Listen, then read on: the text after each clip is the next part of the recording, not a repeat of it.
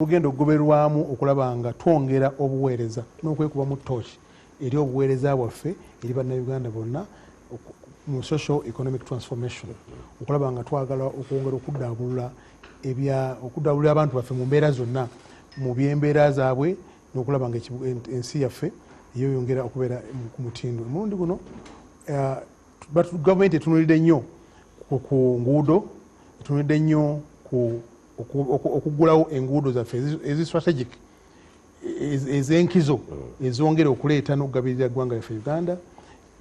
Ekyokubiri okulaba nga metal rail gauge railway yaffe okulaba nga twongera okufuna ebyentambula eby'omulembe. Eggali omukera bagirowoozezaako? Tugirowoozezaako, bagikubizaako ebirowoozo. Batandise batya okulaba nga ekiteekebwa mu nkola. Twongera okutunuulira ebyobutebenkevu kubanga buli omu akimanyi nti obutebenkevu bwe bukula genesis yentandikwa n'entabiro y'enkulaakulana y'eggwanga. N'olwekyo ebyo ebimu ku ebyo ebitunuuliddwako okulaba nga twongedde tutya n'okwongera okutunula manifesto ya NRM nti abannayuganda batuwa contract ya myaka 5.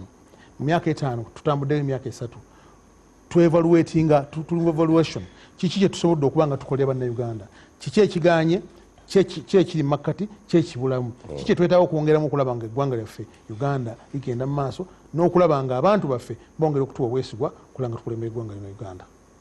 Ogamba lwaki waliwo nnyo loss of trust abantu ga nti ne banasinkana ate tetusuubira kyanjawulo kigenda kuva lwaki okiraba nnyo okubanga namu mwenyewe mugenzi ogaa nti katugende twekube mu ttooki nga bannoonya bagaa nti tutandise okufuna kyebaita loss of abantu batandise okutujjamu obwesige mu ebyo bye tuyinza okukola bye tutasobola kukola. Kakati bagamba nti wooli wolabire omusana n'enjuba kati bwotyo bw'okyogedde naye ate waliwo agamba nti yes kebagenze mu lusirika amwakitadde ku bimbi mwagambye nti nekisinga okukuŋŋaanya tulabyemu nti tulinga abatandise okukendeera obwesiga abantu ekyo kiri obvious nti kya buntu okwekuba mu ttooki n'okusobola okulaba wawooli olaga luddawa naki kyoyagala. Ebigendererwa byeyasuubiza bannayuganda nga bakuwa obwesigwa obituukiriza. Kiki ekiganye wawewe kubanga tukirize tugaane ntosobola gamba nti nze 10 ku kinnawakyo ndi mutuufu. Waliwo ensobi ezikolebwa ezeetaaga okuba nga tuzitereezebwa tuzitunuulire kiki ekizireese obulyako nga bwe tubwogeddeko tukoze tutya okwongera okubujjawo tutunuulire kikizibu ki ekiganye ekireeta obulyake ekireeta corruption ekireeta enguzi ekireeta buli kimu kyonna tukoze tutya okulaba nga enteekateeka kubanga gavumenti President Museveni buli ekyetaagisa okulwanyisa buli w'enguzi akitaddewo. Ministries azitaddewo, ebitongole abitaddewo, buli kimu kyonna akikoze naye that is the question. Kati kyekyo kyekimu ku by'olusirika lwaki tebikola kyekibuuzo ekyo kyebagenza okwebuuza era bakinogere ki eddagala lwaki tebikola ng'ate will nyamaka ng'ataddemu ekitongole anti-corruption gutaddemu naye n'ataddeyo IGG n'emweri kati kyongera okwenfasizing point nti President Museveni ayagalira ddala ensi ye, ayagala okulaba nga waliwo ebitereera kubanga bano abantu betwogerako bonna si baana si abazaala si baganda so kiri abantu bazaalibwa mufumbiro azaalibwa n'ava gy'avudde kibe n'ava gy'avudde n'afuna ekifo mu buvunaanyizibwa n'afuna obuvunaanyizibwa mu kifo n'abanga asobola okukola ki kati eri gy'avudde eri oba oliawo emizeeyi gy'azze nagyo tojja kumugamba nti kakati olina kukola bwoti olina kusala amagezi kulaba nga lwamuwa omulimu gw'okukola balina kibayita terms of reference ti nkuwadde ogenda kukola kino olina kuba nga ogoberera kino newankubadde nga byonna bibeerawo oba oliawo ate bimenyebwa nebanga bikola bukozi. Bannayuganda basuubire ekyamangu ddala nga bakulu bonna bannayuganda basuubire ekituufu ngaki kuba ekituufu basuubire okulaba oli w'enguzi bukendeera, basuubire okulaba nga enkulaakulana mu areas ez'enjawulo nga mu nguudo nga mu byobutebenkevu nga mu byenjigiriza nga mu byobulamu n'okulaba nga abantu baffe abawansi basobola okufuna akasente n'okufuna emirimu egy'enjawulo okulaba nga bakola bayimirizawo katono nnyo ndyoke nkute mukulu Nsegumire. Parliament mubadde mukaayana nnyo ne President ekyasinzira okuba kaayanya nnyo kwe kulaba nga ssente ze mwabadde mutadde mu kwongera okuyamba ebyobulamu okugula ambulensi nabiki kyate yabakaayanyizza nnyo n'aziziddewo yabadde azitadde kyokkoga nti literally ene n'agenda okutereeza nga waliwo ebyenjawulo ebikyuse mu byobulamu naye ate ebyobulamu byemwagala okutereeza President alinga si yaaliko. Kituufu nti ebyo byonna gwe mulamwa wa literate decision gina takinze yeyo oba nedda yenga president nga president mulaba mu okukyuka mu literate president takola yekka akola n'abantu ensonga kyolaba nti yagenze ekyankwanzi ne ba ministers ne ba permanent secretaries aba implementinga bino byonna ebikolebwa ba PS si minister abeera political gundi ne implementer ministry yani permanent secretary kyovolanga naye yagenze naye okumutegeeza bw'anaavaayo kino nkukakasa ne babaka ba parliament fenno ne bannamboozi tujja kuddayo okwetegereza bino cabinet byasazeewo byeteesa byerowooza nti bijja kwongerako eggwanga yaffe mu maaso mwabaka ba parliament mulaba mutya kubanga takola yekka eggwanga lifugibwa ebitongole bisatu executive legislature yes amasiga asatu executive legislature ne judiciary awatali bisatu teri ntambula kyensonga kyolaba ogamba nti era president bwe yalabye nga aliwo ekyetaagisa nga minister wa finance president minister wa finance bwe yalabye nga aliwo ekyetaagisa yakomezaawo musiga eddala nti bannaye kano kali katya twongere okukakola ki oketereeza nolwekyo tulowooza nti bye bateesa okuva mu nnaku 7 tebigenda kukoma mu executive wabula bijja kujja biflowinga paka mu parliament bisobola okubeera nga bikolako ensonga bibe nga ngenda kukomawo honorable Nsegumire. Charles Omushana, president mu kusinkana kuno cabinet olaba nti olusirika lwonna agenda okuggwa nga Uganda efunyemu? Mukulu Zambali katonda w'amaanyi, katonda wa kisa. Kakati tuli mu generation, twakava mu generation ya Mukulu Museveni ne generation ya weyogerera group y'Abakyagulanyi. Kakati nze ndi wakati waazo. So mbalabyeko bonna, but generation ya Mukulu Museveni nannyinimu abanje mbananyinimu babalanga ennyama nga tenaba kufumbibwa.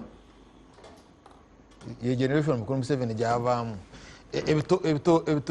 ebitongoni bingahe ebifi nibingahe obita bitongoni atkato kitegedde atkato ondozo akina okulu biro 20 ebimu nabiteekamu n'akaayi ndozo kimanyi kakati but afumba katanaje efumbira ate batafumba akirizibwa okucekinga omunnyo. We call it okoroza. Gutusemu oba eyidde ujyamu akafukamu n'olyako kulawo enyama oba ekoze eki eyidde kati in our language we call it okujabura. It's permissible sibubbi. Kakati gwe nannyinimu enyama gwe wagibaze ate obeera ocekinga nga bw'ojjamu ebifunga bw'olya kulaba oba eyidde okujabura babadde 40 olidde kwa 35 nga nnyinimu gwe nnyinimu ate gwe ofumbi wabitaddemu ekyayi for security reasons kulaba nti tebibbibwa. Kakati ebifo 40 olidde kwa 37 wasigaddewo 3 and obyeteredde mu suwani eyiyo omulwabyo lwawe katugiyite suwani kale simanyi ngeri gye bayita olwabyo mu Luganda. Kakati abaana namukyala n'abalo bawadde supu tebananga kuyomba for them they still believe mu nsi weno wakyalimu ennyama naye gwe internal okimanyi ennyama teriimu ate kati gwotandise okuyomba. Kakati corruption ene emazeewo ennyama the children have not complained. N'omukyala tanaba kukola ki tanaba kucomplain because gwe nnyinimu. Kakati awo wetuli, whose agenda is this conversation? In conversation ya corruption gwe bw'otambuleyo mu byalo ogiwulira abantu nga luyale beemulugunya nti bafa tebasa because mu Uganda harimu corruption because it has become part of life. Bagimanyi is part of life. Bw'oba oyagala luguudo okukola project noma ez'oluguudo nyina okuwayo bribe bweti ofune oluguudo. Bw'oba oyagala mulimo babada ngambe ziyibande yo 3 million 5 million okusinzira ku mulimu osasula n'ofuna omulimu bw'oba teziriyo weewola bwe bigano manga biganye siina. It has become part of our life. Kakati nze siraba complaining nze gye ntambula era oyagala kibeere bwe kityo. No njogera Luganda. Aleeta complaint eno the complainant is Mukulu Museveni. There is a lot of corruption, and corruption again. This corruption is very dangerous. It is in the following ways. I am going to wage war on it. Yeah. Actually, Madame Mugoverera, since Batan Cabin Nortalok MPs, Madame Mugoverera, MPs engage Baba. Chenaka Funako, they were asking for a bribe. Kichoka Chenaka Funako. Sina kula MP Guajana Gama, Namboze, Yaba billion abili. Yaziba wano wati, because they are talking about syndicate permanent secretaries. Ali na bocha ankwazi bona bali mukuseka. Bunyumya. Tobalabi de mwemine bifananye. Omusajja abadde akwata MPs tayagala nakabawa beiru azene military uniform mwetoro akizemu naga nti kitongole kiramuzi kimuyambe nnyo esigedda muziri muyambe nnyo. No nze nkyakuwadde mina.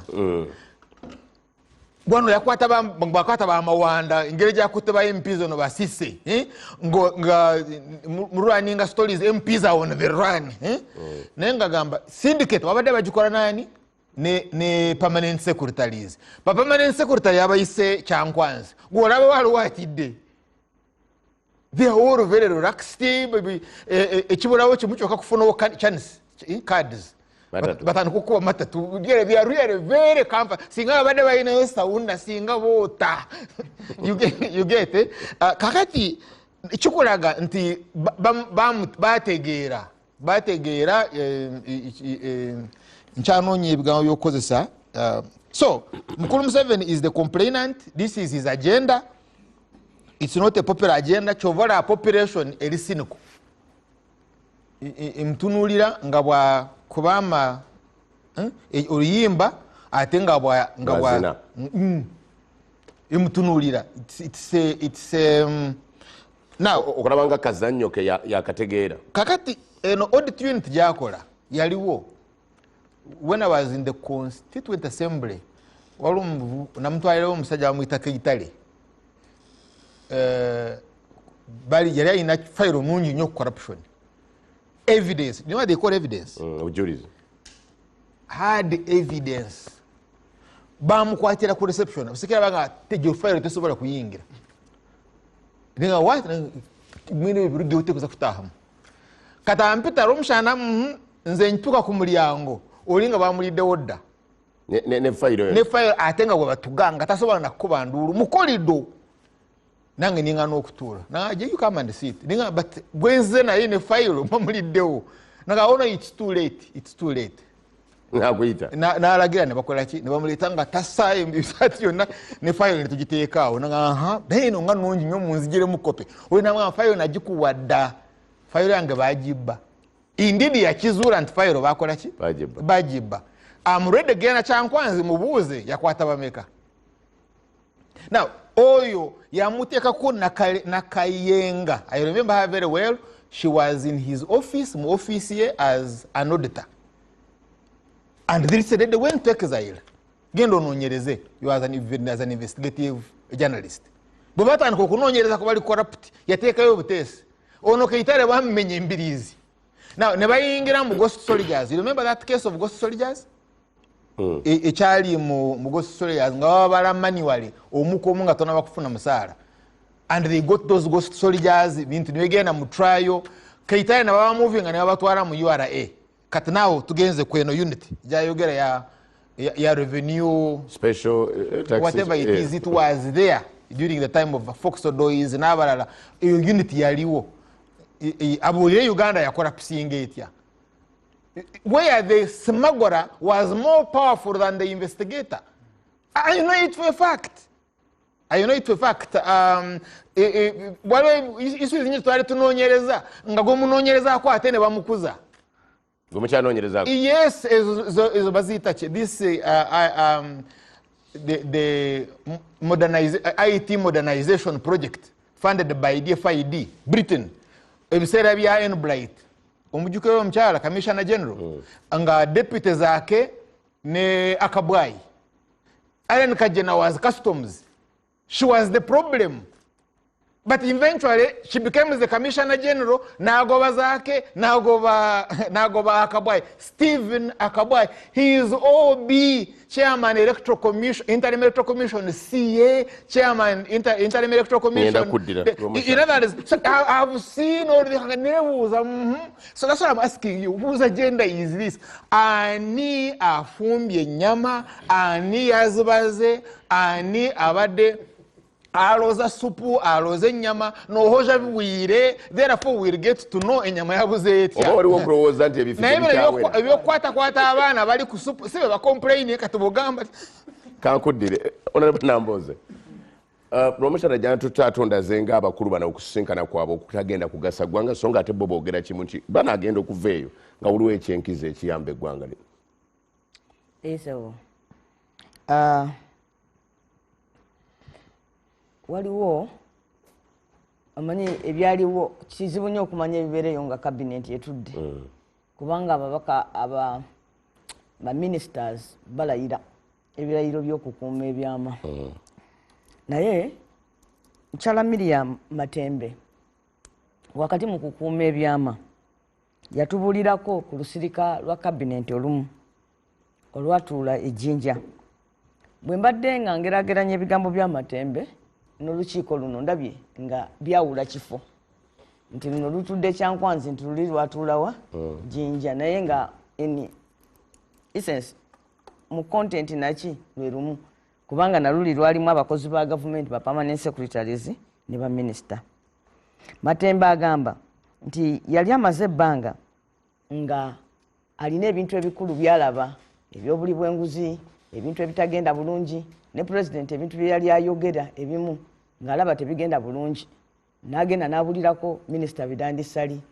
Minister Bidandisali kwe kumuwa amagezi ya ojja gendayo omukole ki omugambe omulabe kubanga ye Matembe agamba nti Bidandisali yali senior minister ku ye kakati retreat eno bwetuula Matembe n'agenda ng'agamba yate kakati Katonda ayambi president ngenda musanga wali mubuulire era nti president bwe yatuuka mu kwogera kwe yavumirira nnyo abali b'enguzi n'okusingira ddala abakozi ba gavumenti ba permanent secretary abaaliwo awo n'avumirira nnyo ba ministers nti tebamuyambye mu lutalo lwalimu n'agenda ng'anenya buli kitongole mu ggwanga kuba Matembe agamba nti yayogerera ebbanga eryawera era Matembe agamba nti n'avumirira everybody okuggyako ye apart from himself nti naye ate mu kwogera yakwotinganga figure ezimu nga zaali nkyamu ne facts ezimu figures and facts nga nkyamu kati Matembe kwe kulowooleza ddala nti akaseera ke kano atuukirize kiri kye yayogera era president olwassa wansi akazindaalo nabagamba nti waliwo aboogera Matembe n'awanika omukono era akazindaalo ne kamuweebwa n'amugamba ne Mr President nze ndudde ebbanga nga nkunoonya era mbadde mmanyi nti ojja kumpa ansa ekisooka ekyo ekyabaminisita b'okunoonya nga tebakulaba nakyo kisaana ate kikome omuntu mala nti ebbanga eggwanvu nga nze ndi minisita therefore your assistant naye nga sikulabyeko kati nkusanze wano naye n'ekirala kakati nkulabye ebintu byonna mbadde nsuubira kumpa ansa naye naawe kati ompadde ebibuuzo kakati mu Uganda ansa ziva mwani oba naawe oli mu kwemulugunya nakunakuwala nakukungubaga kubanga Matembe agamba ti president yamaliriza okwogera kwe ngaga nti mbasaasidde bannayuganda mbasaasidde lino eggwanga lyammwe oba mulitwalawa kati nti Matembe najjayo ne bwino n'atandika omubuulira kino wakyogera bwoti naye kyali kifu nakino wakyogera bwoti naye tekyali kituufu kino kyali bwe kiti Mr President ndowooza bino byetaaga okukola ki okutereeza kati n'agamba n'abasajja bano ba permanent secretary booteekako emisango mujjukira esente sale ze yabuza ozijjukira sente ezabulira ku byakutaaga ozijjukira sente kati n'agenda ng'amunnyonnyola nti n'obujulizi bwazze nabo nga alaga nti in fact si bano ba permanent secretaries naye waliwo ba politician n'abantu abamuli okumpi be bakola ki jjukira nti Matembe yali minister wa ethics nga n'ekitongole kya IGG kiri mu mikono gye n'olwekyo bino yali abyogera ng'abyogerera mu buki mu kumanya katimbo Matembe agamba nti ebbanga eryaddirira Mwami Museveni yamulaga obusungu bwatalabangako mbwera olusirika lwaggwa buli kye yayogeranga ng'agamba bannaffe ba Matembe bannaffe abakozi Matembe bawuliriza Matembe n'agamba nti yasaanuuka nawulira nga ggwawo ate n'okutya n'atya mbw abantu bangi ne bamukoonako nti owaaye bwodduka wano muli tuliiti obula omusajja ngaakunyigidde ebitaliiwo kati Matembe n'agamba bwe yalaba atidde nnyo Matembe kyeyava akwata emunaku ezaddirira nga lituliti ewedde n'akwata obubwe bufayiro buki n'awandiika lipooti n'agenda ewa Mwami Museveni n'amugamba taata ndekulidde ndekulira taata kubanga ndabika nakunyiza nnyo era n'obusungu obunteereddwako bwonna mbulaba ng'olwo alaba waliwo abamutambulirako bano gundi be yagamba vice president Bukenya nti bagende uwe ne babala n'amapaapaali n'amapeera ge nga bamutambulirako kakati naga ndekulidde koli nti naawe olekulira otya nze kyeggamba bwondabanga ndi mu bantu bwe batyo nenjogera ebitajja ngontemyako wooti ngontemyako booti kakati bwonontemyangako nze nja kubanga nkulabye kati bwe naabanga nkulabye oluvannyuma nga nkuyita ng'obikola ki ng'obimbuulira kati gwe kizibu kye wakola kwe kunzikakkanako mu maaso g'abantu bange namuga nti ati ze nali ndowooza nti oleese lituliti tweyase nti onjiranga booti Matembe addayo talekulidde wayita emyezi mitono ye n'amugoba namuwummuza n'okutuusa kati Matembe taddangamu kulinnya muki mu ofiisi yonna so kati nzirayo bw'oba oyise banno nga naye bwe banaayogera ku bigambo ogenda bakambuwalira obafuule bafuuke ng'omusango nga ggwe ne bw'oba oyogedde ebyobulimba balina kukutemyako we bati kakati amakulu ga lituliti tewaba Mwami Museveni eggwanga lino yalifuula nti nno yeteeka mu kifo kya nannyini ggwanga abalala bakozi era tasuubira mu bantu balala magezi kyovulaba bwajja yeetambuza mu ngeri abeera buli kaseera asomesa annyonnyola atereeza akelalifayinga kwegamba bano banne baminisita bano 84 omanyi abo baminisita ba President Museveni okolamu akasomero ka siniya kawera akasomero ka siniya asobola okwogera gye bali nga talina megafoni kawera buli kirasi ngerimu abaana 3 webati kawera aweza ka senior secondary school kakati talina kya bo balinda senior wanu paka kufo abiri eto mumanyi ye Mwami Museveni agamba ba minister buuka tasuubira minister mubuuza nti lwaki mbuuka asuubira minister mbuuke buwanvu kisebo tuula tabuuza lwaki ntuula amugamba ssebo ntuule wansi ku ttaka oba katebe ffe twali mu palamenti awo omulundi ogumu mukyala Winnie Kiza najja akola alternative speech state of the nation speech neba nnungi nnyo na proposinga ebintu ebiri practical byetusobola okukola ng'eggwanga olunaku olwo abaka ba palamenti bonna obuteesalamu ne bagamba nti Winnie Kiza aleese speech nnungi nnyo akoze bulungi ayanukudde ya President Museveni atuteereddewo speech 2 tulonde eno tulonde n'eno ne baleeta ekiteeso mu palamenti tuleeta ekiteeso ekyewaza Winnie Kiza okuleeta speech ennungi bweti mugatta bantu ng'owa opposition ne tugimalako olunaku lulamba ekiteeso ne tukiyisa ffenna mu palamenti awatali kuwesalamu Kadaaga baamuyita talinnya namuga nti Kadaaga nnyabo ye gwe nti pulezidenti yayogedde naye ekiteeso ekyebaza kya Winnie wayita ennaku 3 ne bateekawo awo akakiiko mangu ne badraftinga motion bagidraftingira na mu ofiisi ya speaker tuleeta ekiteeso ekyebaza pulezidenti nti ate ye yasusse ne ku Winnie Kiza ye yayogedde bya kitalo nnyo nkumaliriza namba sikanve wondo era ssebo okuva olwo kaakati ekyo ekiteeso ab'NRM bano beesooka kyesooke bagenda ne wakifuwipu nga pulezidenti talinayogera naye nga nsaba omwaka guno nze mba ndeeta ekiteeso ekyo kyokwebaza omukulembeze olw'okwogera ebigambo eby'amagezi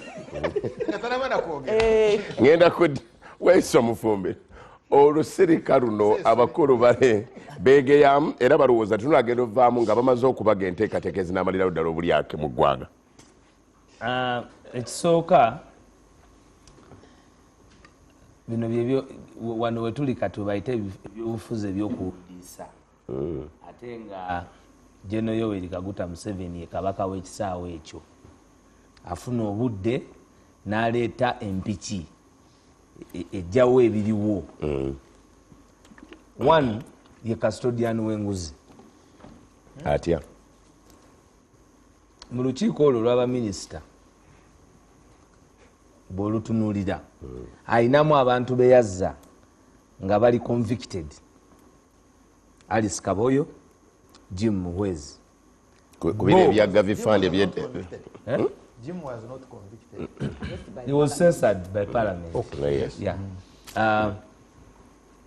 N'abawummuza for some time era n'abakomyawo kati anyumya nti agenda kukwata ku nguzi mu kifaawo wennyini waali ekyankwanzi ne act y'okutwalawo abakulembeze buli bwanguzi.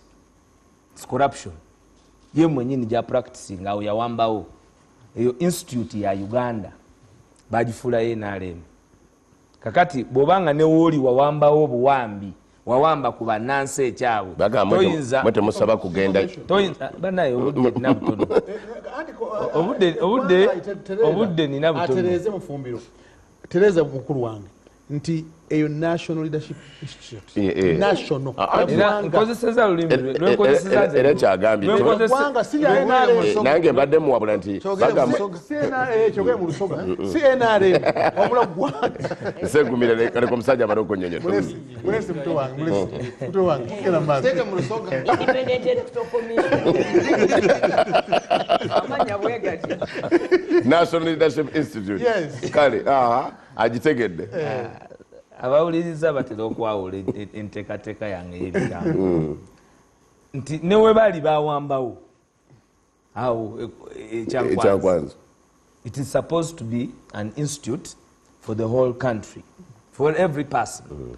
Era kyova olaba nti omwagala w'abangi Kyagulanyi Robert Sentamu abasoga gwetweta Ngobi ye olutaya lwongerayo bwe yalaba bino kwe kuteekawo National Unity Platform School of Leadership kubanga ng'olabye nti kiri bakiwambi eyabayisiza ku poliisi okwongera okunnyonnyola obulungi. Kiki enkunnyonnyola mu byonna nti munnayuganda mwolwo olukiiko tosuubirayo kyonna eyo buli bwe bayita ezo enkiiko General Museveni aba ayise abantu ab'olubatu babeere ku bibye bave ku by'abannayuganda era abayise ku bibye si by'abannansi kubanga nga ddi lwe yabayita ku by'abannansi. Mu 2024 wabaddewo mu parliament era bano babadde badiscussinga fusion of government, merging of government agencies and parastatals. Okuva we baliyisa mu parliament eri kuba teryayita mu parliament eno ndowooza okutandika nti they will merge. It was a procrastination of the last parliament nti mweno parliament bajagenda nga bagatta institutions ez'enjawulo okusobola oteekawo one work efficiency neno katinga ku budget ey'essente za cost of emirimu gye tukozesa nga its duplication. Olwaleero okuva we bayogera ekyo neggulu yataddewo institution endala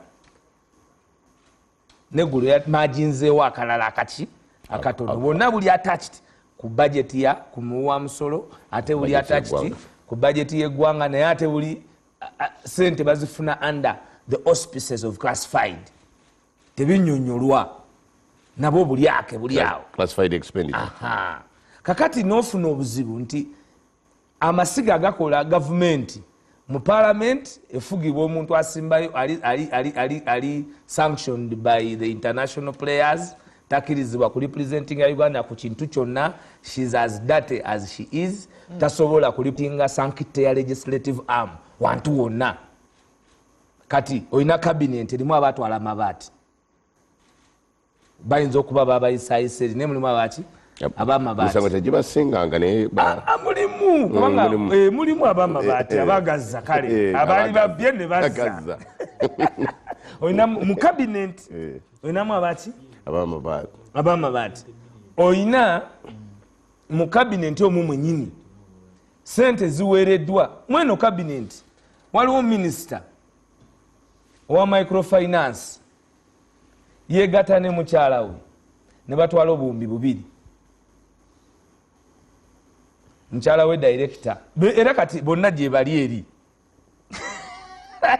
empingu nga tezinaluma abo abatwala esente z'omuwoomusolo alipoota yakoledde okunoonyeza ku kyagenda maaso eyo yonna gyontutte ndi naawe so tewabangawo lukuŋŋaana lwekobaano lwa General Yoweri Kaguta Museveni ne luba ku byabannayuganda luba ku bibye ng'omuntu General Museveni yatwala amagye ga Uganda e Congo nga tekiri sanctioned by parliament. Tulinawo wano abaka ba parliament basatu bakubulire oba it has even ever been rectified nekiteekebwa ku answered nti baddamu ne bakidiscussing. Amagye gasituka ne bagenda mu operation nga teri sanctioned by parliament. Abakono ne banyoya kyali ku lwa bulungi bwa ggwanga omulabo omukumire wala. That's corruption, abuse of power. Eyo corruption number 1. Kati gwe buli bw'oteekawo kubaka bw'okozesa eddinisa toyinza gaana wa Kamooli ng'olese oluggi gwe taata n'oyita mu ddinisa ate n'osanga omwana ng'ayita mu Kamooli oyinza okumukuba kuba naye aba amanyi nti you use alternative exits. Kakati akaliba akendo nga bye balaba enkola n'enzija ya gavumenti naye speaking too much ku neeyisa y'abagikoleramu wazanyako kutaamu egenda. Kakati kutaamu egenda omuntu aba tafaayo ku byayonoona. Osanga omwana abadde atula mu kibiina nga ku meeza yennyini gyakola kijamenya naye ng'ate kuliko ne muto wagenda okugyawo kipayinga ki. Kakati tuli ku bantu abanyaga obunyazi gavumenti eno eriko kati nti baliwo mu bumenyi bw'amateeka kati n'abalimu bali ku gaddibe nga lyetaamu egenda. Obuppi obuli mu parliament nga Mwamiro Omushanira bw'ayogedde nti buli omu yali alowooza nti kati bagenda kubaka ababaka ba parliament abaatwala eza cooperative bali 34 bonna bano bakibedi babamanyi. The names are clear. There is even a report in parliament itself wadde abamu babajjako. You will not see action. 164 billion obuwumbi 164 ne bakututte ku muntu alina naga nti anoonya evidence kati bakututte ku muntu alina hearsay evidence era bakuleetedde n'omusango omutono ennyo oguli awo nti bagamba kwoli gwomanyi kyekitegeeza ababaka okutuula okutwala enjawulo ya 20% ku budget nga mu Uganda muyina 36 trillion zentuufu budget eno gye batekawo mu 72 before tebiriiyo ezo tebiriiyo. We realize about 29 trillion to 30 trillion netufunamu ezo endala zetufuna netujjanga mu 39-42 trillion tovolaba buli kintu kya gavumenti tekikola. Olwaleero tubadde tutambula mbadde nvuga nempita ku express nensanga abakyala abalongoosa ku express bali under UNRA 6 months they have not been paid. You discussed with them? Yes. What about the camera? Olabye n'omusana amanyi nti bali mbaleetera ebizibu. But the point is this. Onyumizzaamukko nabo. Nalabye n'abayonja ekibuga mu ggombolola y'omukulu w'ekibuga nga nabo bala emyezi 9.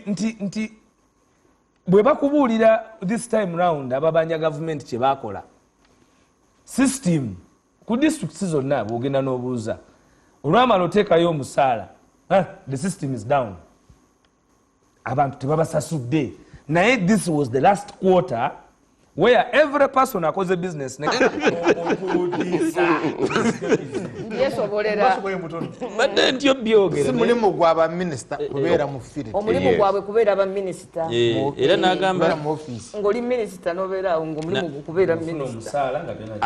Ekyo kivudde mu kwemulugunya kw'abaminisita kwa bali bagamba nakyobe yakimugambye nti baminisita beemulugunye nti bano ba PS tebalina ssente ze babawa kugenda kukola supervision oba okulondoola senzo transindikano zikola. Yes.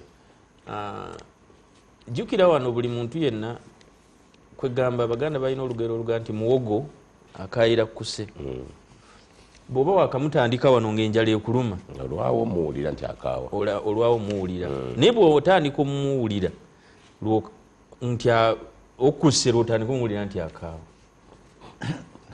naye waliwo omuwogo akaawa enjala lwekuluma era otandika tenakuluma. Buli ayogera ku corruption ali mu kuposityalinga wano mu Uganda abakuse.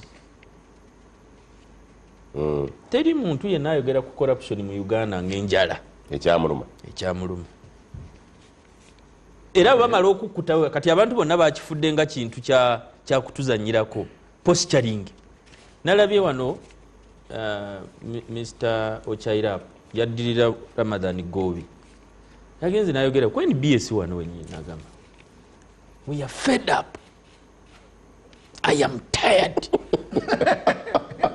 of this corruption. Kati yadagira bwati empale eno nagisika bwati nejje eno nga temutuuka bulungi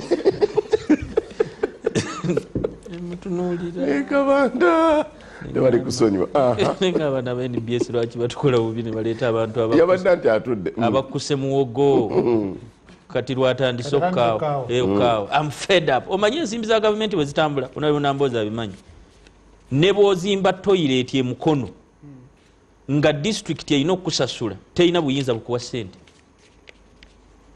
esindika ku minisitule ya finance.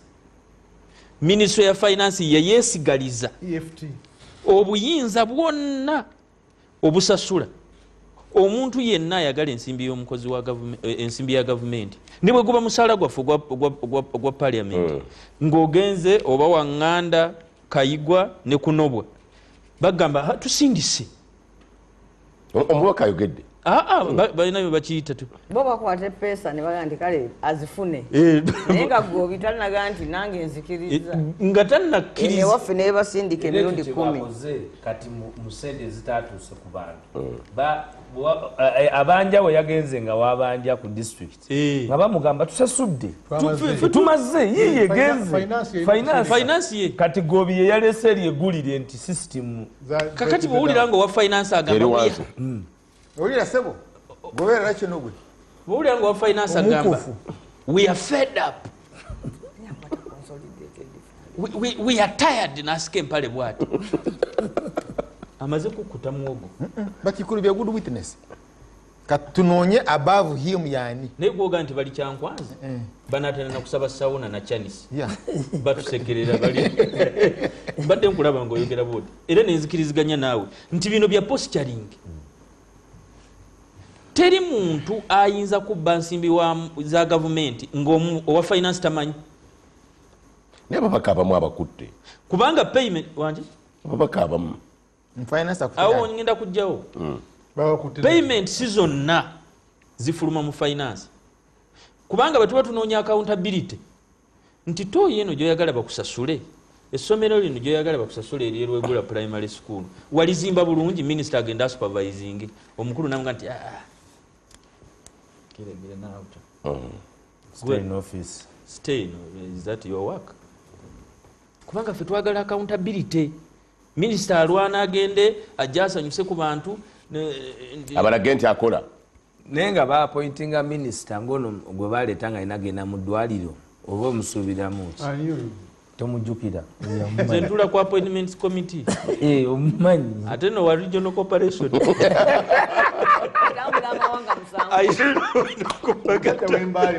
yagamba juzi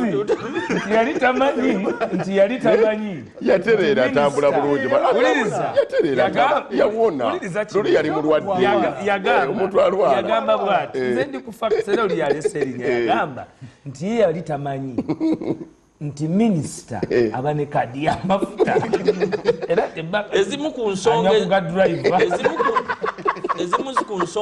Jose twali tuwogeranga baga nti okusenshaliza commissioner wa parliament oba minister when you are unable to serve kati ye yajja mu vetting nga he's unable already yatulira ku zoom netumuyisa tugenda okulaba kiri akawungeezi nti naye ono ddala gwe twayisiza naye ate ono yazinya amazina eyumbe nga abaserikale bebamukwatiririra ate mazina waali era yalangiridde akomawo oyo yali ku zoom. Nolwekyo mwami Zambali n'abatulaba njagala abantu bano mbabuulire ebizibu kabanda how many times have I called you? nendereka kuteesatesa muno nga ebintu bino engeri gye byatandikamu tewabangawo palamenti kokasi y'NRM mukyalubanga lwa Mindi yali ewakanyizaako bintu bya chairman w'NRM eno yeyasoose eno eya palamenti ye11 yeyasoose yasooka n'atuyita ekkololo obusungu we buva yasooka n'atuyita ekkololo n'atugamba emmwanyi nzaagala ne basimba ne nakakongo ne bagaana okuwa peneti era mwami Nsegumire yali omu ku baali bakulembedde okulemesa yali Pawulo Akamba era omu ku baali bakunga ababaka okuŋŋoola pulezidenti yali Cissy Namuju ow'Erwengo ku nsonga y'emmwanyi n'agamba naye nze sitera nnyo okulemererwa nja kukizza nga kipakagirize nja kukizza mu ngeri omanyi bulungi nja kukizza mulimba wayita weekses n'aleeta ekya Beiro mukoka si mwennyini eyasooka okisimbira ekkuuli yali Yusufu Mutembuli abo bonna nti bali luzira benkugamba So I told you he whips using police. yali Yusufu Mutembuli ekya Beiro yasooka okigaana n'atulaba naga nti this parliament still studying you n'asirika waliyo n'akalala ke mwakola eh omukulu Kasaija bw'asoma budget ffe gye twazira ne muyimirira ne mukuba engalo Kasaija yatuuka n'agamba nze nkisirina kyamagezi kyennyongerako omusajja ebintu byonna byogedde no budget mata era mukoze bulungi nnyo okuyimirira ne mumwebaza bwe mutyo mukoze omulimu ogw'ekitiibwa naga sirina I have nothing useful to add enkya nakomyawo etteeka nti sissaako mukono era ku olwo olunaku lwennyini gwe lwaki olowooza okukwata ababaka kwatandika nga budget bamaze gisoma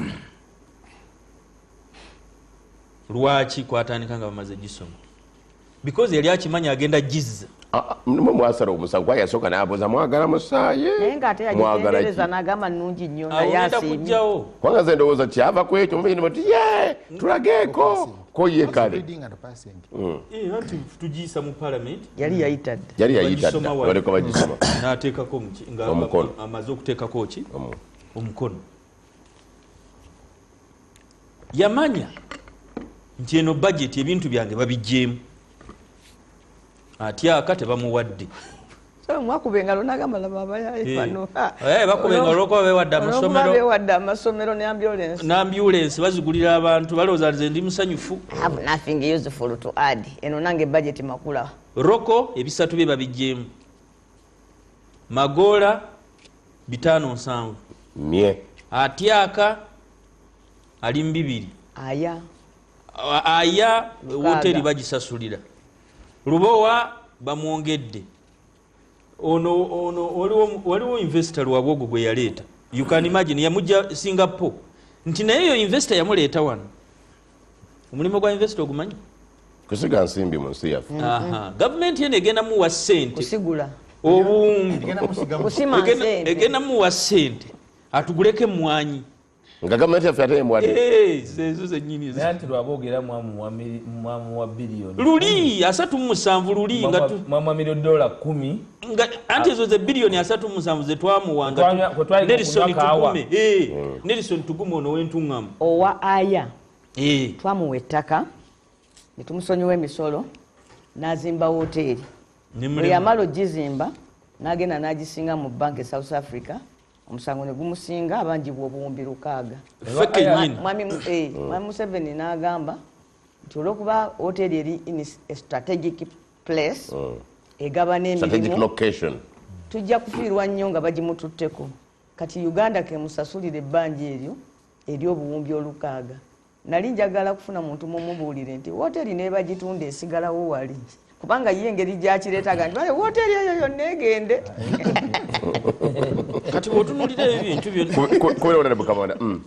bw'otunuulira ebintu ebyo byonna kati agenda okulaba nga mbijjeemu kubanga n'ekyakwanzi yakyogedde MPs because they can build a school in their constituencies and then they say honorable oye kyekyaonalewo nambozi ekyagaa nti bwe twajja ne tukubira Kasaija mu ngalo kati gwewo bazikubire ggwe nga ffe ze twakubira kiza ye yalina okujja eri n'agaba ki essomero so si ggwe engalo zirina kuba zize akizeemu eri era bw'otunuulira kwe kuchitulitenga kuwano nga mukambwe muzibu nnyo ku ekyo Matembe kye yagamba. You're giving yourself excessive money. Excessive money, but we are giving Roko more. Waliwo projekiti ey'okufuula amatooke powder. Kati eyo twakagiwa bina ye Bushenyi. Banana. Eyo project ya kufuula powder amatooke. Powder amatooke. Natwalidda. Amatooke ge tulina okufuula powder. Banange. Stop making it a debate. Obunga bw'amatooke. Bw'aba akomyawo budget eyo. N'amanya nti eno palamenti ye yagaana rationalization. Okugatta ebitongole yunula bye nali njagala biki NFA byani ye yagigaana ne balema ye yagaana bail. Eno parliament ye yagaana emwanyi zange zigavu. Eno parliament ye yegabidde amasomero negula ambulance ate nga ebyo bintu binakolebwanzi. Ambulance zigenda mu malwaliro. Ezigenda mu malwaliro. Olina saba ye. Togenda mu parliament n'okozesa buyinza bwo nga mutematema. Kati eno parliament bwemba nagisobola okukijikiriza okuyisa budget yange eno nga bwe njagala. Nina kubakwatamu. Katali ku budget ali ku supplementary by the way. Nina kubakwatamu. N'ayoola omu. Kubanga mwami Lwomushana akubuuziza n'agamba nti ono waba yali oba wagamba nti nno syndicate eri mu finance ne ba permanent secretaries ate oli nabe eri munatera kukuma sawuna kubanga Honorable Mawanda n'abalala bonna bali mu cooperatives 16 billion. Honorable Mawanda bamuvunaana kubulankanya 1 billion. Akamba bamuvunaana kubulankanya 15 miliyoni. Miliyoni 15 mudimi biliyoni 3. Waliwo mubaka wa opposition naye kabanda lwaki oyogera osonga wano lwaki toyamba ensi waliwo mubaka wa opposition ayogera agira ekintu ekyo kintamye waliwo neyali wano nagiraga waliwo era mukomaawe waliwo ne mukomaawe oli yagatana muntu mbaka wa position ajje leka kati njogere waliwo mubaka wa opposition bali omu yabunankanya buwumbi 44 ate 14 ulira 44 billion tebayinza muyita omanyirwa nsonga ki you see oyo atabangula Besigye amutabangula bonamukwatako kati Besigye tubadde tumutandisa omutabula waliwo we 14 oyo nanti kati Kyagulanyi mulebe waliwo owobuna naye kakati nakyo tulina omulekerawo but babufuna bati kabanda eyatabangula yali awakanya nga opposition afuna atyo tuveeyo noleka ngamaliriza kati bwe bamanya nti budget bagikomyawo omanyi bwe bamanya nti budget bagikomyawo kye bakola omanyi bwe bamanya nti budget bagikomyawo kye bakola aba finance benyini bagamba nti manyi budget bwogikomyawo mu parliament speaker bw'abala okugitebolinga minister eddayo mu committee ate committee eno ya budget yennyini tegenda kukkiriza kati kyeya wa committee ne basooka bamuyita ku poliisi naye ne bamuta ku bondi tugenda okole kakati bamuyita ku poliisi ye ne basooka bamuyita ku poliisi CID nebasobola bamuyita ne bamuta ku bondi banga nti kati gwe ddayo kubanga bamanyi bwe kinaava ku fulo wano kigenda kuddawa ewuwe mu kakiiko kati bwe yamala okunyonyola simujunaimanaga nti ne madamu speaker madensaba nti nno omukulu awandiisa ebbaluwa etwonoona nga ffe bwe tulemesa waayo chairman omukisa nyonyole sente zino wazze ziraga chairman n'atandika madamu speaker zino ezimu zigenda kuzimba eddwaliro egindi zino endala zigenda kugula ambulances 10 abakyala bafa amasomero justification yona nagiwa bulungi nnyo kati olwamala speaker namuza kati chairman obadde ogamba ki nti sente tuzizeeyo naga zikizeeyo yali president tebansiba ate omuntu ali ku bbeiro ku bondi kubanga oli kyasooka okukola akuyita ku bondi bwati tuli mu buwambe nakutega ekintu kye kati gwe kigaane ng'ate bagiriniwinga kawungeeza ako kennyini n'olwekyo bwe tuba tuli mu kulwanyisa corruption ebintu bye tuli mu posturing nze kyokka njagala kwebaza ekyebiliyoni 14 waliwo anamu ennya nyingi ze nyingi naye 14 ezo zibadde nkulu kubanga abamu baali balowooza nti za bulimba ate anamu ennya anti zimanyi 14 nanamu ennya nazo ziwulire naye kyenyogera nze ndi mwogezi wa national unity platform ate ezamulema n'okwakawuntingira leka nkubulire palamenti ya uganda kyeyakola yagenda emitiyana nekwata omubaka eyali owa Kyankwanza na Maria Nankabiru ng'abulankanyiza obuwumbi 17 kwezo sente zennyini ne bamuteeka mu kkomera. Prime Minister wa Uganda Right Honorable Robina Nabbanja Musafiri n'avuga emmotoka n'ava gye yali najja n'amujja mu kkomera nga speaker bwe yavuga n'agenda ewannamuju mu constituency. Okay, naye wano ne palamenti ya Uganda yennyini akakiiko ne kalagira nti omuwandiisi ow'enkalakkalira mu Ministry ya Trade olw'essente ezo zennyini agobwe n'obuvunaanyizibwa bwe okubeera accounting officer bumugibweko ku ssente ezakwasibwa Mawanda ne banne bumugibweko era ggobi n'abumuggyako omukulu n'awandiikira Nakyobe anko n'awandiikira Nakyobe namugamba nti nkulagira gwe nga head of public service reinstate Geraldine Sally as the accounting officer for the Ministry of Trade. Full stop. Sebo nazeyo kamara okuva Nsegumire katona mugamba Nsegumire nakino anjagala nti nazeyo nenetegereza era njagala Zambali singa kisoboka babyogere nga siriiwo nze moderator wa show nage eringa firimu kubanga ebyogerwa oli natwala biliyoni 14 lwa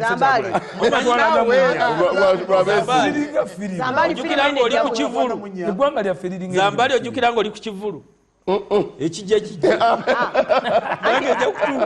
andi era kyeŋŋamba Zambali nazeeyo bwe mpulidde kabanda ono ebirowoozo byange ne biddayo ne bitambula mulundi guli twali wano naye nali seetegereza bulungi naye bwe naddayo ne neetegereza vidiyo y'Abansegumire bano nga bali Erwengo singa baleeta ekifaananyi awo Bansegumire bano bonna bayambala engoye emmyufu ebiki byeyogera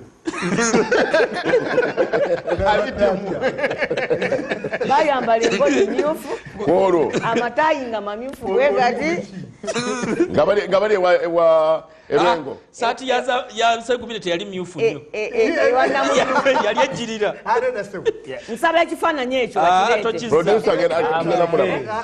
bakuleke baliyo 40 obudde bwolikamalirizo Zambali ekyambalo tekyandibadde kikulu era si ekyambalo kyandibadde kikulu kubanga ebyambalo bino Nsegumire iwawo tebalina kufaananyi Nsegumire ekizibu kyava ku kamera yabikyusa era si kikulu bwe tokiwolereza si kikulu Nsegumire iwawo omubiri tebaleeta bifaananyi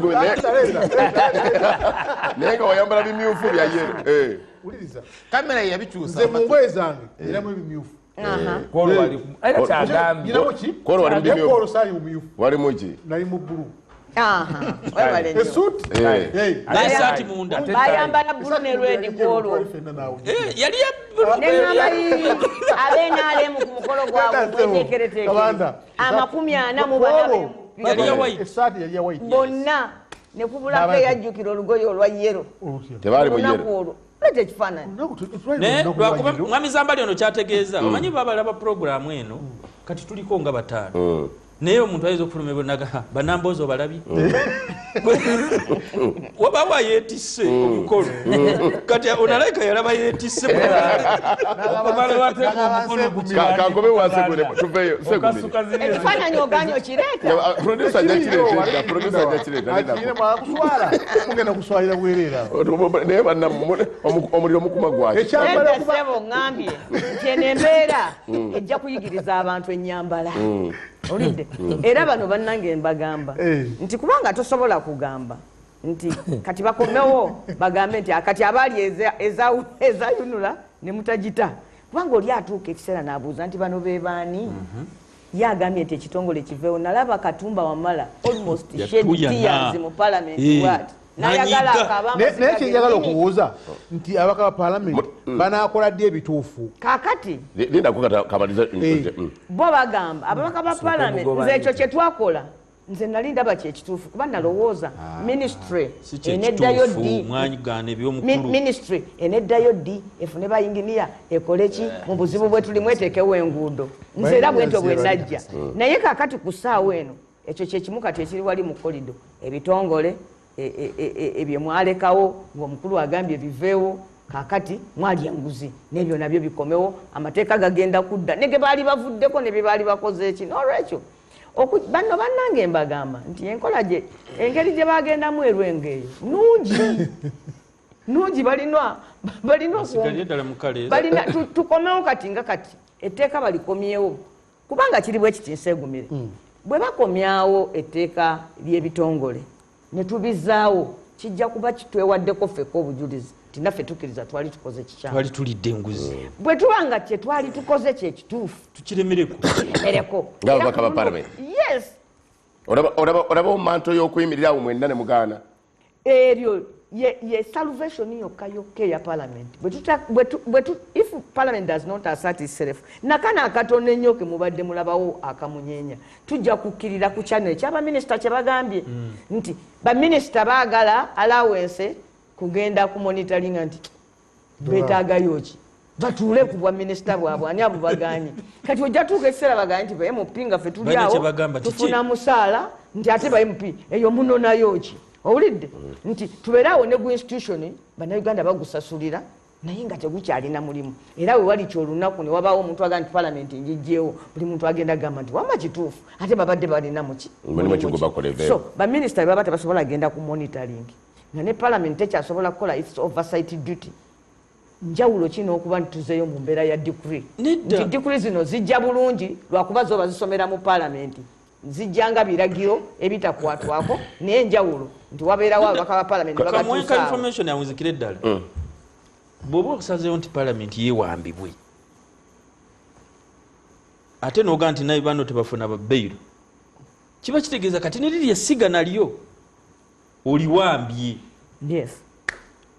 obadde owuli olwana likyakulemye kakati neriri nalyo beiro sijagalira ddala era wano bwe tuba tugenze mu kooti bwe bongezaayo edda oba wayongezaayo ng'omaze okupresentinga abagenda okweyimirira nti saawa 8 tetugenda okutuwa ensalawo kati abantu abeera mu kooti owuli abeegeye aga nti agenda kwetegereza bino byabana abantu bye baleese oba alina essimu gy'alinda nga mulamuzi abantu ng'obulya mu kooti beebuuza agenda kwetegereza bino obujulizi buno bw'agenda okutunulamu kyavudde ayongezaayo oba alina ssimu gy'alinze kubanga ekiyagibwe bamala omuwa omukisa onalebo Ssemujju nanga nti bamuwa omukisa abeeko kyagamba n'abinyonyola bulungi ennyo linozimba ly'emukono lino tugenda buzimba ly'enakifuma lino tugenda kati olwawunzikana bamuuza nti naye gwe obadde ogamba ki sente zaaya nti abawe aya ali ku boodi Nseegumire olusirika lwonna ku byetunyenda naba tuddayo nti kiguumanza bannayuganda tugenda kulufunamu nyinza obutakitwala bwe ntyo nze nkya insistinga nti still gavumenti ekyaliwo n'amasiga gakyakola nga nawe ogabe bakuyiga era nkimanyi bulungi nti ebiva mu executive bigenda kujja mu parliament nga bwolaba muganda Kabanda David bwagambye nti waliwo ebitongole executive byeyasindika mu parliament okubizaayo mu mother ministries parliament negamba nti nedda bino tulowooza nti bigende ate bino bisigalewo ye point honorable Nambozi gya emphasizinga this time round bwebanga bikomezeddwawo tusigaleko kyetwakola ki kyetwasalawo otherwise bwe tuba tukikoze kitegeeza nti amaanyi ga parliament n'obuvunaanyizibwa bwayo bujja kukoza eki buli buswapt nga bukoze eki nga buvuddewo nokyo nze nkyalina okwesigwa nkyalina obwesigwa naddala ku ssimu eriwa eri ekyankwanzi eri ekyankwanzi nti onalinga ekiyagi waliwo n'ebiyitingana ennyo ebigaa nti n'okugaana ebitongole ebyo byenya basooka ababaka anti kyembadde nkubuuza luli nti omubaka anaakola ddi ekituufu nga tafunye nguzi okyagede anakola no speculation abantu boogera kabando osobola okuba nga oyogera oli awo naga nti akabando mulaba akutta omwana so kiri nate kitegeeza nti abamukoze eki nejje bayogera nti amukwata akoze eki naye nga kyogerezaako kirala tubadde kubyase andi nkwekyakulakyekyangu era bajja bikuteekamu fe bannabyabufuzi batuteekako naye kyemajagala omubuuza tabanga isiyagi abadde ati nti wesiga byotesiga bamugamba tuwe justification sente zirazeewo naga sente zigenze walungi masomero bwasomero malwaliro gula ambulance abazadde naga nti katikati owunzisa ogamba zisigaleyo oba naga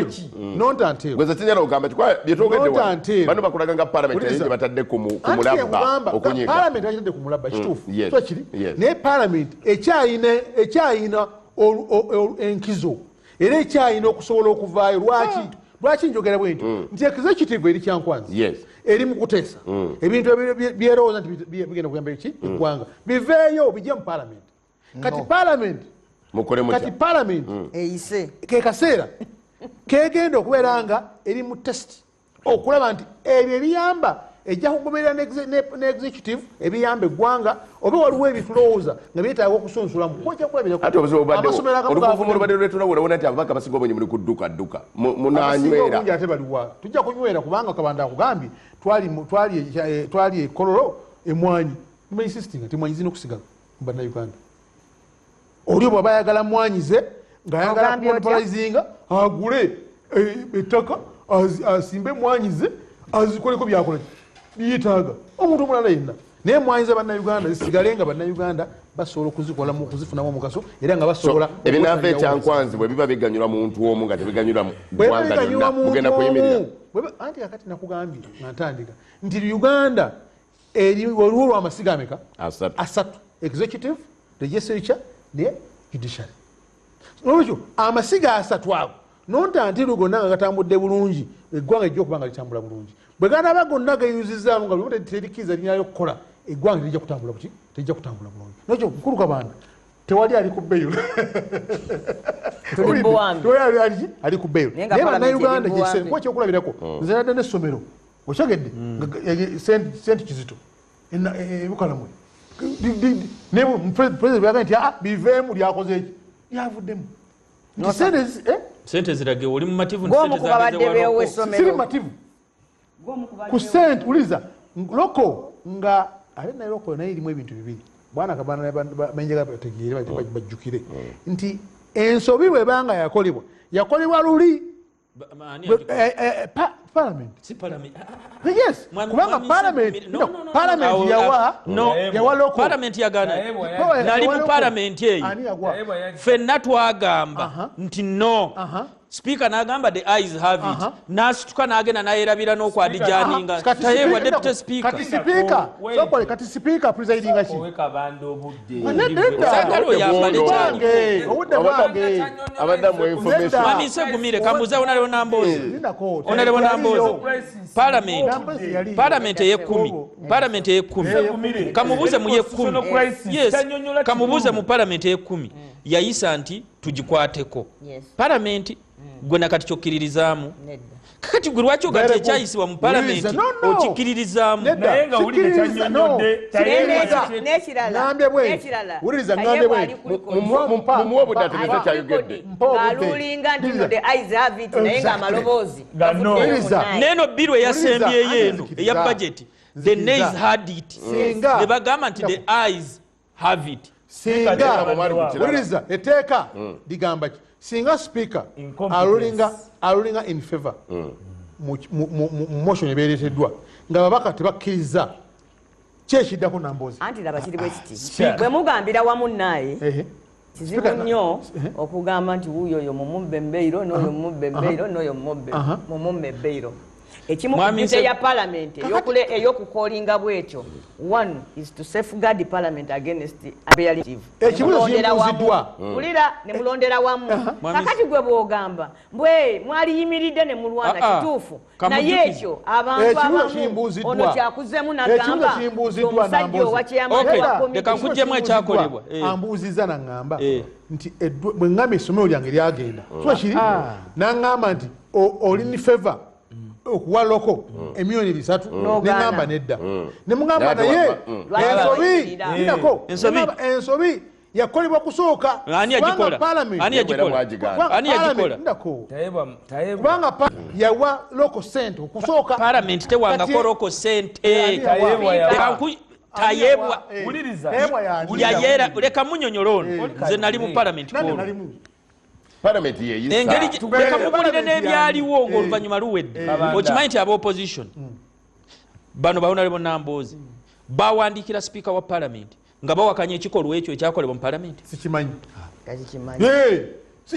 ansa nga bawakanya nga bagamba nga basaba hansard eveeyo baddemu tutuule mu nsonga eyo okimanyi nti ekyo kyaliwo leero lwentegedde nti bajja olusenyonyi bawandiika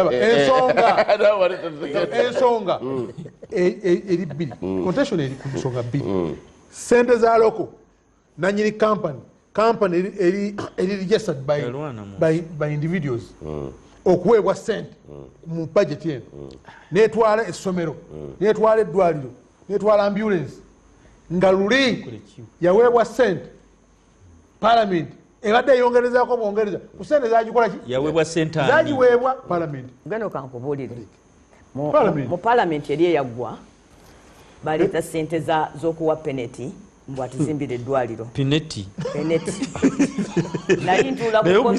nali ntuula ku committee of national economy by then owulidde sebo ne tuwandiika minority ki report bwe tujja ku minority report honorable Waluswaka n'agamba nti olwaleero ensi egenda okulaba minority report bwewangula majority report honorable Nambooze weebale nnyo nga tuleese obujulizi nti omukazi ono atunda bibajje nti omukazi ono eyo gye yabagambye nti yedikwota ya kampuni ye showroom nga balagira ebibajje wali e Dubai byonna ne tubireeta ploti namba biki mwami Museveni n'ayitako kasi ekiro kwolwo n'abagamba bw'ati one ate nze yalina minority report nali nfaayo nnyo okugoberera minority report olabe bevaamu peneti oyo yatuyamba nnyo mu nsiko yatuyamba nnyo mu byensiko omanyi peneti oyo yalabika nti mu kugenda ndowooza okusaba emmundu n'okumanya abazitunda abisobola ndowooza kayungirizimu ekyo naga nti n'ebyemmwanyi n'ebyo ebyamalwaliro mukazi wattu teyabibadde nakwo nze nabimuteekamu ebyo bintu byange owulidde ebyo bintu byange nze nabimuteeka namw atuyambe yali tabirinako oyo bali awo basanyuse tamanyi kyekitegeeza bye bawulira munnange nabo ndowooza bibewunyisiza thats now the danger eggwanga lyeriyina because waliwo ensonga satu mukulu Museveni zaleeta bali nkusaba onzikirize nzireeta esooka nga senakuzigendako kati ffe wetwakulira because mu byobufuzi nze nabitandikira mu mukono ya mukulu Museveni fukagiridu president nga ye president ndi mu byanidde okugenda omukola ya constitution bwe tukuze tulaba mu biseera ebyo okumpa miliyoni 10 plus because billion zaali ntono n'okumpa ekifaananyi nga ndi ne mukulu Museveni okutukuba ekifaananyi I would leave the money nga naali agadde nnyo bankube ekifaananyi ne mukulu Museveni okusinga okumpa sente because that's how value twali tumuyinamu nga tukula and I still do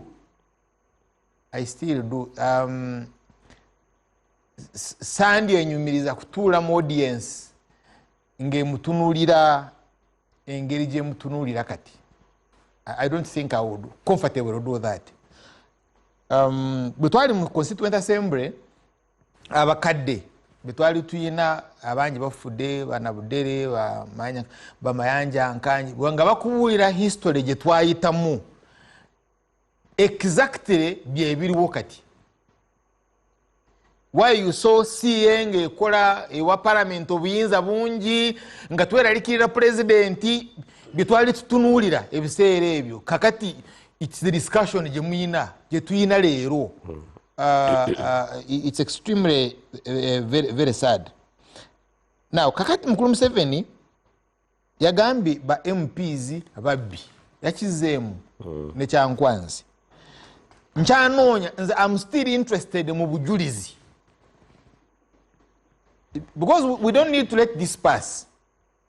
Kulwaki tekivaayo nakijayo bulungi n'alaga engeri gye bakola ki engeri gye baba because zino billion 7.5 ekiwandiiko nakisomye more than half yesente zino zigenda mu IGG, endala zigenda mu CID, endala zigenda mu Auditor General's Office.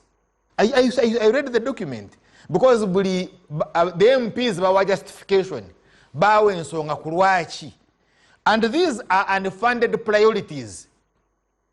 Gizali zigenda priorities ba ministers be bazileta ngo manyi munange twetaaga ensimbi ezigenda mu bino bebadolirako the small bridges na ambulance is the smaller percentage. So I still want to see ensimbi engeri MPs gyabadde bazibba, because I also believe 20% of all the budgets bazilia. I believe it, but I'm interested in seeing it.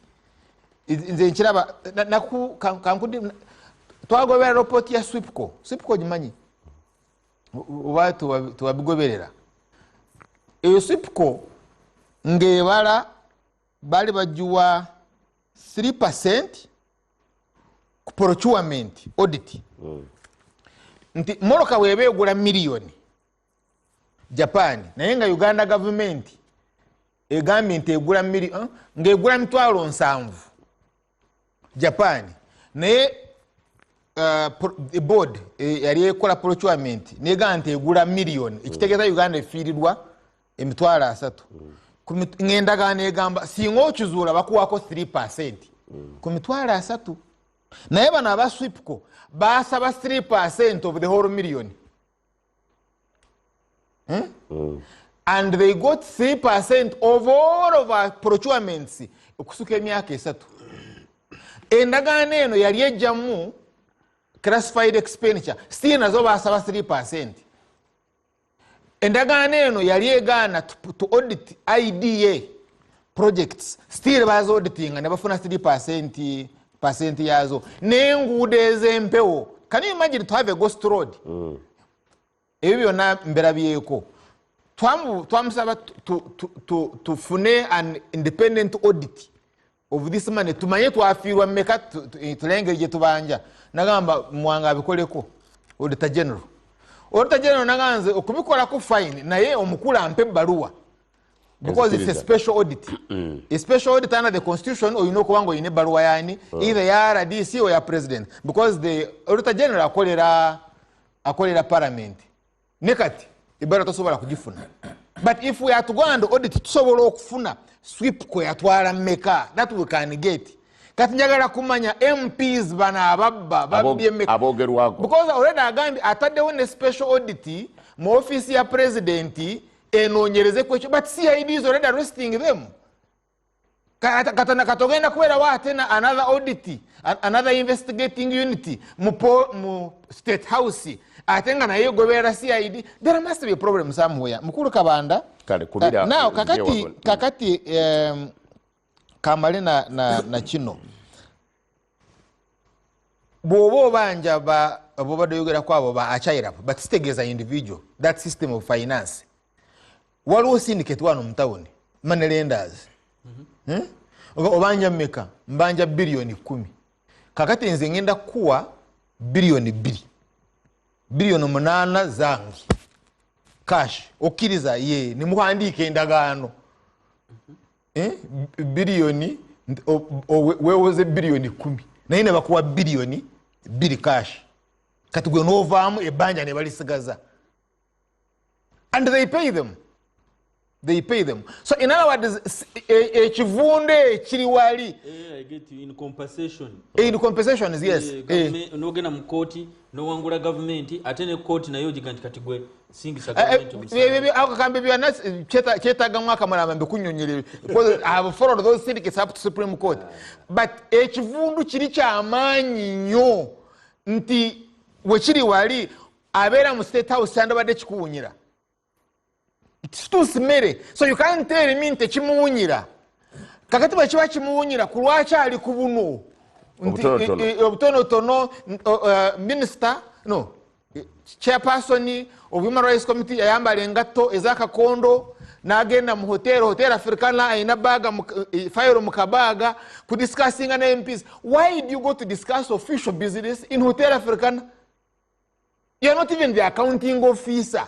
Nti agenzo okutesa nabo. Obyo no biraba it is really circus, but it's extremely very unfortunate because kiri wonga ya kati report ya fulumye ya United Nations ya fulumye nti Rwanda ne Uganda zwagira M23 Congo. Are you sure I'm not in a diversion?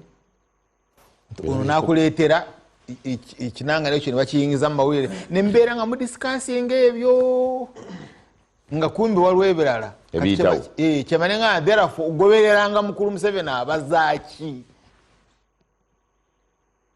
kale weiswa manyi byempulidde wano walolobera ng'okubereza sunarogant tuli kukinda musajja wange Nsegumire kajiraga abange naffe batutwala naye katugume ngari kumusota gwantamuko ogukube kane gukuba embeera yeemu olabako ekyenjawulo ekinafuluma mu lutalo luno Weso? Nga bwe nasoose era ndowooza ebadde consensus ya ffenna. First of all nabagamba nti okulwanisa obuli bw'enguzi bukulembeze leadership. Bw'otunuulira Singapore, bw'otunuulira Ghana, bw'otunuulira Korea, South Korea, bw'otunuulira China, enguzi bw'wabaawo obukulembeze obulina willingness okufaayo okubukomya bukoma.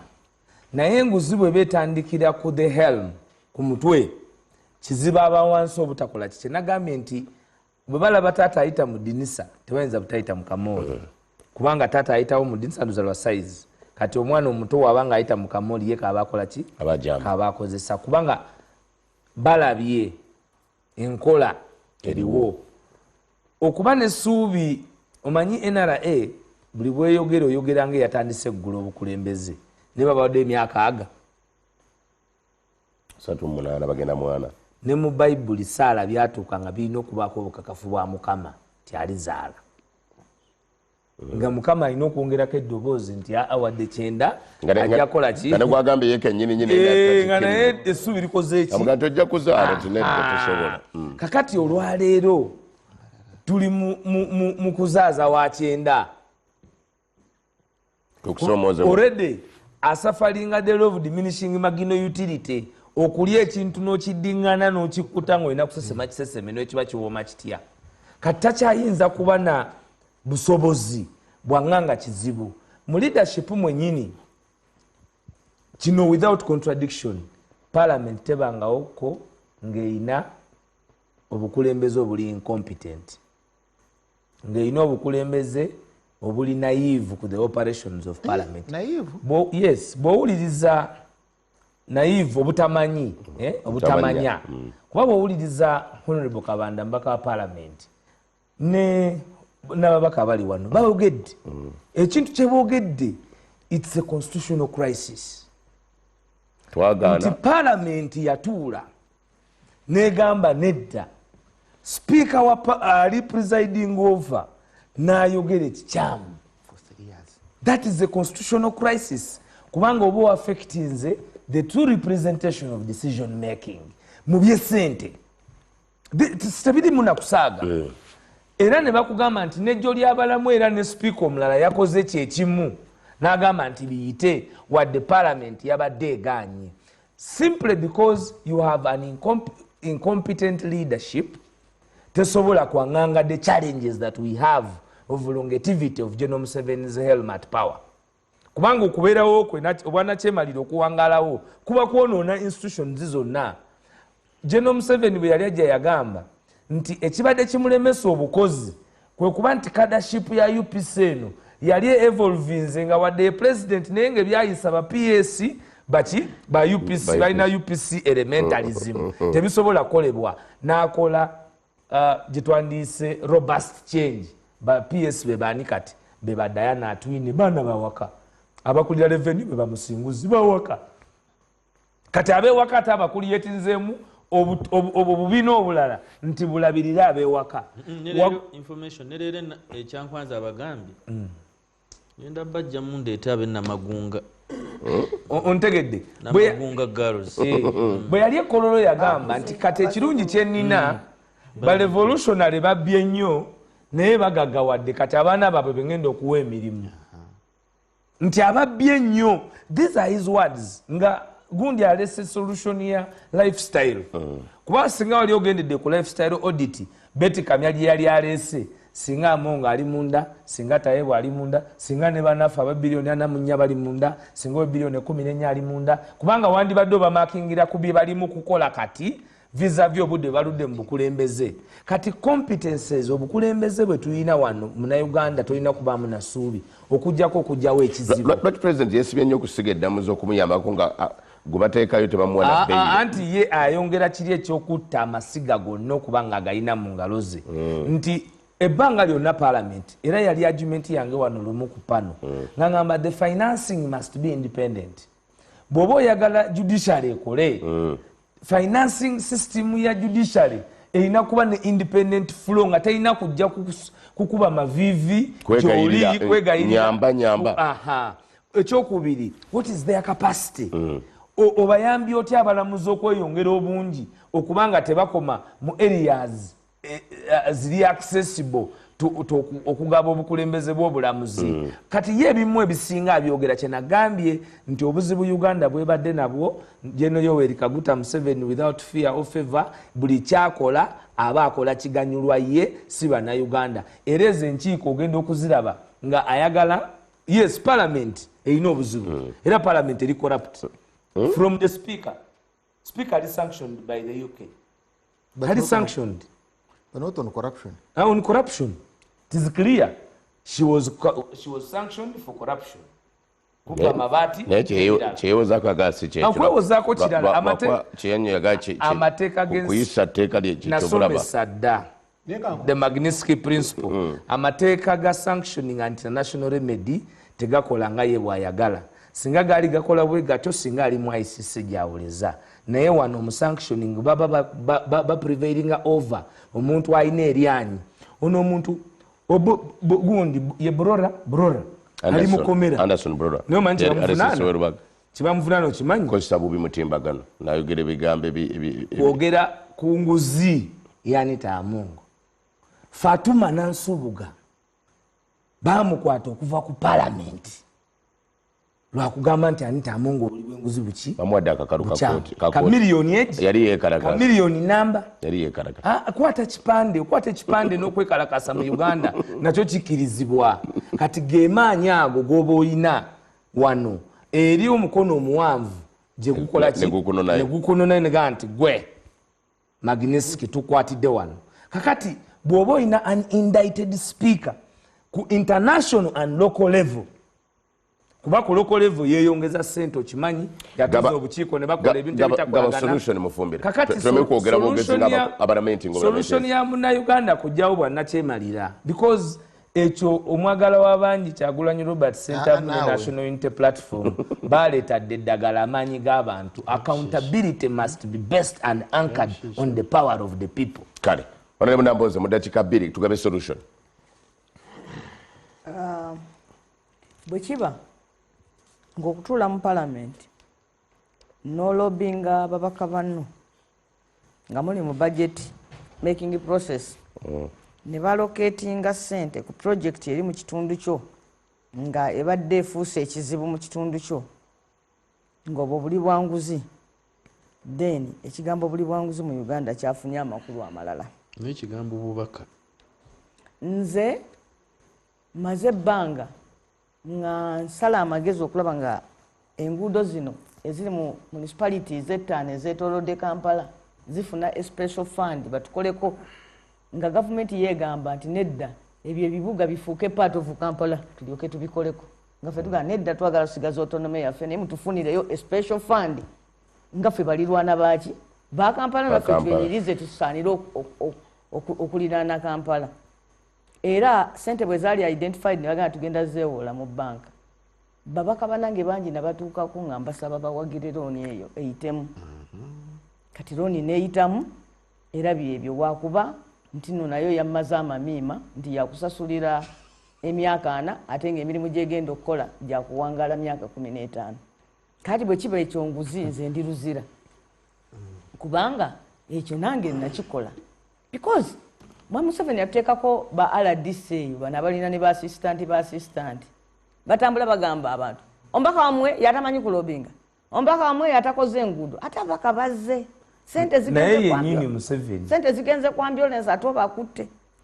Ekyokubiri bwabaawo omuntu akulira ekitongole ng'asobola okugenda ateese n'ababaka nti ku sente ze munampa ndibawaako 2 ku 100 kitegeeza naye aba amaze okukkiriza nti aleese bya bubbi.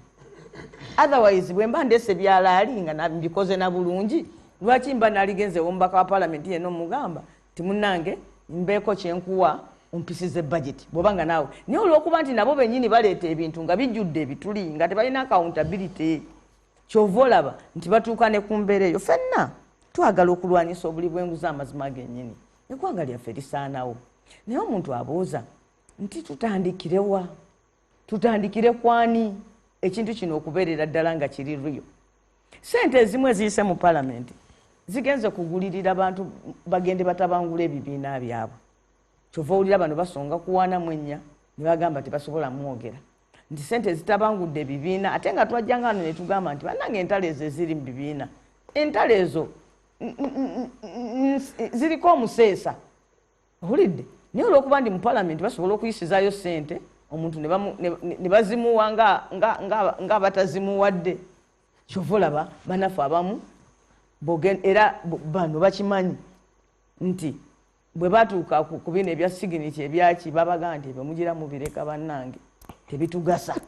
Kakati gwe bw'obanga ogenda kulondamu b'okwata nga weefudde ennyumba ya nababbubi nti obuwuka obutono bw'obulaba bujja busoberera ng'okwata weefulira ddala oli sewazike nosimba obuzike kukuba obutono olidde ensangi ng'ate mazima obuzike bwonna bugamba baba sebutobuto emabega yalidde ensangi bwenfukumula ekibuto temuli nsangi naye ng'oli ku buzike buno obutono buno obwalidde obuwojjolo bw'oliko mbuga olidde ensangi ensangi yabeera bwatyo. Nsangi wuuno gavumenti yakwata millions za dola 219 ne tuzeewola zijje zigende Namanve zikole amakubo mu industrial park eyo tugiteekewo era nga looni period ya myaka 5. Mu myaka 5 tukwate million dollars 219 bakole amakubo era mazima nze singa nze omu ku bantu abalina constituency zisinga okunyirira kuba singa bakola amakubo awo mu eyo gombolola yonna mu division yonna ey'Eggoma zaaliwedde amakubo gano naye sente batandika kuzegabira. Abazituwola bagamba nti looni eno eggwako nga 9 January 2024 olunaku lwayiseewo minisita n'akuba endulu gwe bagambye nti tetugamba nga kola bwa minisita sirikako 224 zaweddeko mu January looni period naye kati aba investment authority bagambye nti ku buli mirimu 10 gye balina okukola bakolako 5 nti n'olwekyo olw'okuba bakolako 50% basaanye akasiimo era ne batuula ne bagamba gwe twala million 93 gwe twala 4 gwe twala 5 nti batutuma omulimu mu myaka 5 ne tukolako hafu twakola nnyo. Abasajja abo ne bagenda ne bagamba mutuwongereyo million dollars 8. Minisita yabadde akyagamba bannange adduse ewa president kati minisita ayogerera mu kimugunyu nti ate bennawaaba ningange yawaabira abaganzi mu kiki mu kizikiza batandise n'omuboggolera wewe nyamaza otugambako otya zo sente tujja zitwala tubadde tetunazifuna na bulungi nolwekyo kyenjagala okugamba kiriwo ekitise nti waliwo ekintu wekituuka nga if it is a cancer nga bagamba amputate temako okugulu bw'oba nga olina chance ey'okuwonya Uganda eno fenna sirowooza nti wano ffenna abatudde wano kuliko agamba nti nno tugendere wano kubanga eggwanga lino lyaffe waliwo abantu abatudde eyo nga ye buli project agirabamu ebizimbe bazimbye za apartment ne mu nsiko bazimbye amayumba ne mu bibira kwegamba ng'olabira ddala omuntu talina waliwo omwana bamukwata mulimu ku ssomero eddene emukono awo abasomesa bamulaba n'obukadde 3 bando 6 ez'obwetaano ne bayita muzadde we naga nti omulenzi ono munange yavudde eka yakubbye omusomesa omuzadde kwe kubuuza omwana watolawo bando meka ko omwana natolawo 6 natolako bando 6 zokka naga teyabbye teyakoze eki teyabbye nti bando 6 ab'essomero bo balaba omwana n'obukadde 3 ne balowooza nti yabbye naye neeka baali tebannamanya nti omwana yatodde ku ki era bwe bamuleeta wali mu maaso g'abasomesa muzadde nambuza nti bwe nakugamba otukujjayo pocket money wajjawo bando mmeka nti najjawo 6 zokka taata n'abagamba abasomesa nti teyabbye abantu batudde ne ssente mu nnyumba tebamanyi nakyakuzikozesa mwami Museveni ye yali okusooka alowooza nti omumwe ajja okuyita okuzimba simanyi eno gyayita middle class nti abantu bajja kubba era kyova owulira bateekawo na bino nti tobakwatako bwe babba bazimba woteri ne bawa abantu baffe emirimu naye sebo nga mukulu tannakubira mbadde wano essimu yanejja firiddwa mukyala wa kojja waffe mukyala Sekayi Serukenya bajja muziika ku Lwokuna ebugoye mukyagwe nga tukubira ewaffe waliwo chairman bamuyita n'amanya kati bamuyita ku ssomero omwana we asomera wala mbalala eyo naye bateekawo etteeka ku ssomero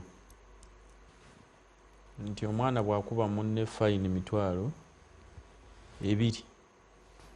nga balwanaganye bw'okola ensobi empisa embi owa fayini 2,000 kati chairman bwe yatuukayo n'asasula 10 nasasula abanayina domansi ajja kuba abalala banaaso eno wala ate ate akyakuba mwana agenda bakuba so enda domansi nalekayo 10 ku ssomero engeri gye mumanyi akyakuba kati naga nti naye nagamba nti omwana engeri gyaliwo 2 omusomesa ye alabika kati alimu emeka 5 nabo kansasulireyo 4 omwana wange sawa yonna ayinza okuba omulala yali mu ofiisi y'edimaster namuga naye gwe oli wa mmeka kubanga nze engeri gyemumanyimu bwava ku mwana nadda ku musomesa naawe agenda kukuba naawe agenda kukuba mwami Zambala ina kyagamba wanalebu nambozi naawe essaawa yonna oyinza obutamuwona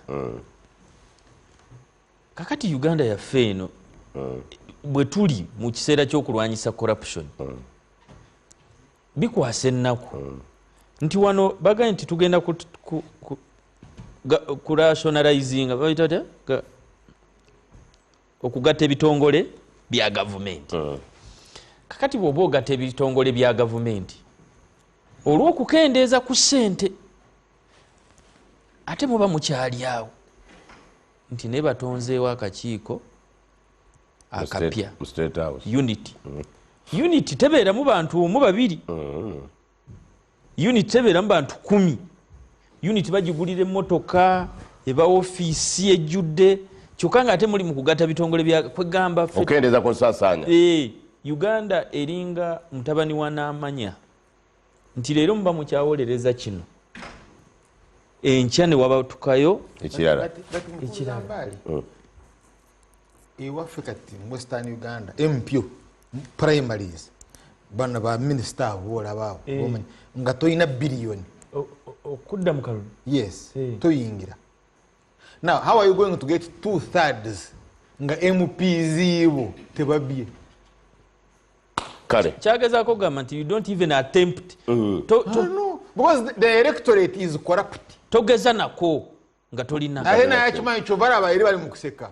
Because the electorate is very corrupt. Ate weetaaga 2/3 okole speaker ne deputy speaker. So how are you going to do it nga MPs tebabye tebalina sente? ne mwami Zambali ne parliament naye yakoze commercialization. Honorable Namboza agambye nti cabinet ya president Museveni ogikolamu senior 1 2 3 ne 4 Semoro secondary school nine parliament yaffe ogikolamu university ababaka ebi tugenda mu lukaaga buli mbaka afuna sente zitaka wansi wa miliyoni aga asatu ku babaka lukaaga economy yaffe nesobola okuba sustaining ekikutondesawo constituencies buli lunaku district lwaki tebeera ababaka babiri omwami zaali asatu musatu nemugamba nti muzitematemamu olw'okusembeza empeereza ya gavumenti buweereza ki bw'osembeza ng'ogenze buweereza bw'ensembeza nga bwentaddemu essomero ly'ekikandwa wa bayita bate essomero kikuba alyogeza nannaku